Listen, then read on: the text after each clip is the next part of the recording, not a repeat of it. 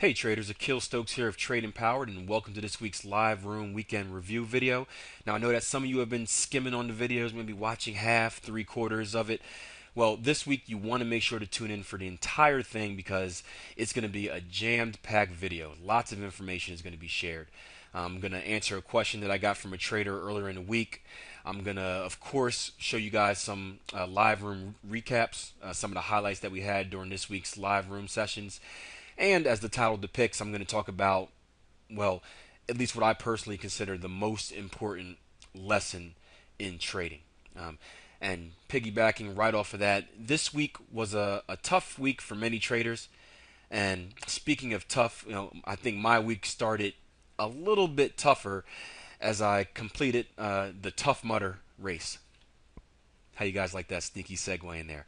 Um, it was a great race, 10 miles, lots of obstacles, climbing things, jumping over fire, ice cold water, a real test of mental toughness, physical toughness, and I'm done trying to relate it to trading. Honestly, I just want to show you this killer picture because I thought it was pretty cool.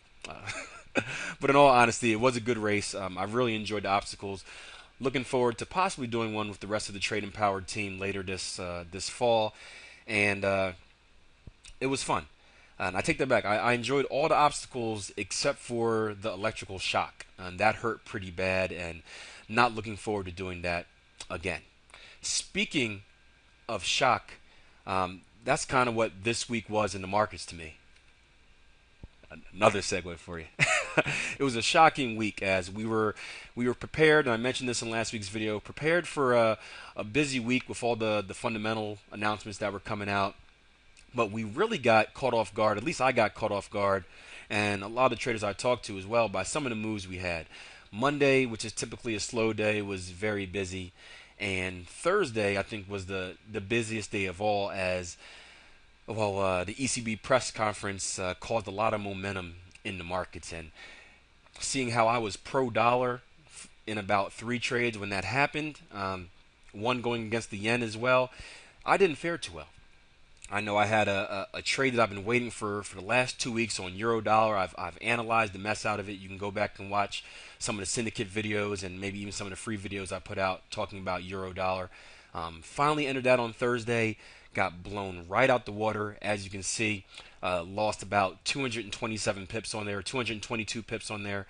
I had a position in dollar yen, which I got entered in on Monday. That trade went up to about 100 pips in profit and then got blown out the water. Lost another 124 pips on that. And when I say 124 pips, I'm timesing that by two positions. I trade a two position size. So, if I have a 100 pip stop loss, really I'm losing 200 because, well, you got to be honest with yourself and, you're losing a full two positions on that. And Aussie dollar, I lost as well on a cipher pattern, losing only about 66 pips total. So a pretty rough day for me. And what it takes me back to is a time 3 years ago where I had a similar outcome. And I was trading a different system back then, a lot less mature as a trader. But this was the biggest mistake that I've ever made in my trading career. And for you guys that have heard my story, you already know what I'm about to get at. But long story short, I was trading a lot of pairs. There's a big reaction in the market off of something, I don't even know what, but I got blown out of about every trade I was in. So probably took about six losses straight and lost a lot of money. And it wasn't my money. I was managing money for a client and lost a lot of money. What's worse was that once I lost that money, I got really frustrated. I got really mentally rattled and I closed down my computer. If I was able to afford another computer, I probably would have broke it. But I shut down my computer and said, you know what? I'm done trading. Um, this is stupid. Of course, I calmed down a few days later, and by the end of the week, I switched my computer back on. And to my surprise, I saw that, well, if I would have just kept trading, continued to take the signals that my system told me to take, not only would I have made the money back that I lost, but I also would have doubled that in profit. And that's exactly how this week went. Again, I lost about 222 pips on euro dollar, 124 on euro yen, 66 on Aussie dollar. And so in total, I lost about, let's just say, 420 pips on all three of those trades. Well, right after the big reactions, because I did my analysis in the beginning of the week, I already had a good idea of what I should be looking for in the market. I basically saw that I was set up for a few other advanced patterns as well, and that was there's a cipher pattern on New Zealand dollar. There was a bigger bat pattern on Euro Yen, and there was a big cipher pattern on Pound Yen. And I got entered in all of these trades, and well, they played out pretty nice. New Zealand dollar hit for target 1 and target 2 right away for about 123 pips. Euro Yen currently hit target 1, put us in a little bit of pain, put me in a little bit of pain, but hit target 1 for 111 pips on Friday. Still have half the position riding out on that. And so did Pound Yen. Pound Yen hit target 1 for about 273 pips, still with half a position pending on that, waiting to see how the markets open up. So I lost 420 pips earlier on Thursday, made back already 510 with two positions still on that. Stop losses are break even, so I can't lose money. And it brought me back to that time and showed the real maturity of myself as a trader. And I'm not saying this to brag and say, hey guys, I'm great because of this. I'm saying this because I know many of you out there made that same mistake. Many of you probably Thursday shut down your computer and said, you know what, I'm taking a break from trading. And the key is you have a system that has a positive expectancy, meaning that it works over time and should develop profit. We're never going to know what the market's going to do. We're never going to know how these news reactions or how the reactions off these news releases are going to take place. All we can do is have a set strategy, a set rules, if then thought process, and just follow those rules day in and day out. And this was a perfect example of how following my rules paid off. Because trust me, I was frustrated. I was very mad. But I've definitely grown up as a trader in the last 3 years, and I'm very strict on following my plan. And this is reaping the reward for it. So hopefully, if you're out there, you don't have to go through that same mistake. You can learn from me blowing $30,000 or whatever it was 3 years ago. But that's one you want to write down and make sure you don't make. Trust your system and just trade it blindly, trade it religiously, I guess you could say. So that's the big lesson. We're going to get into some live room recaps, and then after that, I'll be right back and answer the question that I got on got asked earlier this week about can I really take a small account and become a professional full-time trader? I'll give you a clue. My answer is yes. But I'll see you guys in a little bit with more details about that. So we kicked off the month with a pretty good day in the live trading room. Actually gotten two patterns within probably the first 2 minutes of our trading day, and I'll go ahead and show you them real quick. If I can find my New Zealand dollar chart. We started off by taking a cipher pattern on a New Zealand dollar. We came up, you can see it right here, looking at a X to A to B, B to C, C to D. This ended up being a two-target winner. As you can see, we spiked down. Even extended targets would have been hit. And also, right off the jump, we looked at a 26.18 trade here on Euro dollar. If I can find it, there we go. We're looking at easier to see on a range bar chart. You can see we double topped up here. We spiked down, showing us a rotation in the trend, and we came back up to retest this area of our double top. And we took a 26.18 trade on here, and you can see that rolled down beautifully. It actually got stopped out for trail stops, as when the stock markets opened, the U.S. markets opened, we had a big 15 pip jump, which just nipped our trail stop and then came back down to roll over. But still a pretty good day. We had one more trade on Aussie dollar, which ended up being stopped out for break even. It was a bat pattern right in here. X to A to B, B to C, and C to D. We rolled over, we hit the 382, rolled my stops to break even in hopes of getting that 618 hit, and the market came back down to stop me out, which is fine. But overall, very good day. We took 3 trades, 2 winners, 1 for break even, and ended up backing over 100 pips for the day. So not a bad way to start the month. So Thursday started off a little differently than our usual days. We had a ECB press conference and unemployment claims during the morning, about 8:30. So ECB conferences or press conferences are one of the things that I do not trade around anymore. So similar to non-farm Fridays, it was kind of a sit and wait type deal. So the first half hour of the room was spent really just doing a lot of analysis on the charts, and we did a bunch on euro yen. In fact, at one point we had about six potential patterns forming here. Now, eventually I cleaned up the chart because it got to the point where we just couldn't see anything. But the two that remain, you can actually see one is completing down here, but it's after hours, so I'm not worried about taking it.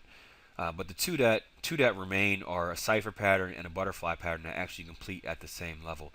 We have a cipher based off our 60-minute chart. That's why it looks a little stretched out here in blue.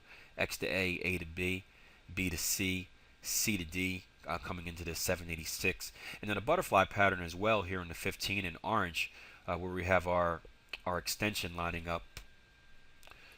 You can see if we take our A to B, we have our 1618 right up there, and we take our inversion from A back to X, we're going to get our 127 inversion lining right up with that 1618 extension, which happens to be right at a 786 for a cipher pattern completion, which also happens to be at an ABCD pattern and a 127 extension.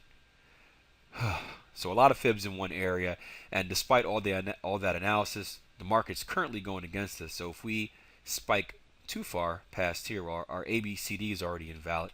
If we spike too far past, our butterfly is invalid as well, and if we keep going, our cipher will be invalid. And that was kind of the day we had in the room. A lot of analysis. I mean, some great analysis, which is the point. It is an educational room, but a lot of pairs that just didn't get filled.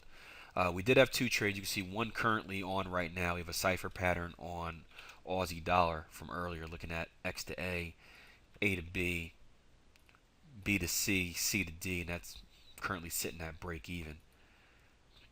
But we had a loser here on euro dollar.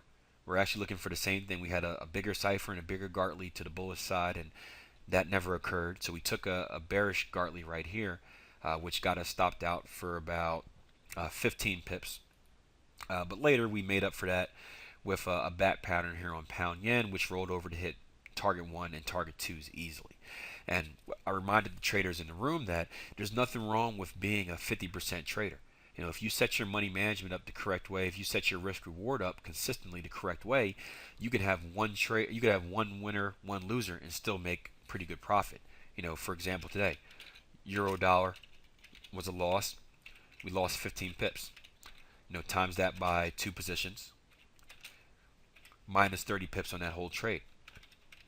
Pound yen was a winner, and on that trade we made about this is not going to be 100% accurate. What do we make? We made about T1 was about 30 pips, so we made up for the entire euro dollar loss on target 1, and then T2 was another 42 pips. So you're looking at two trades. This is what, 72 total.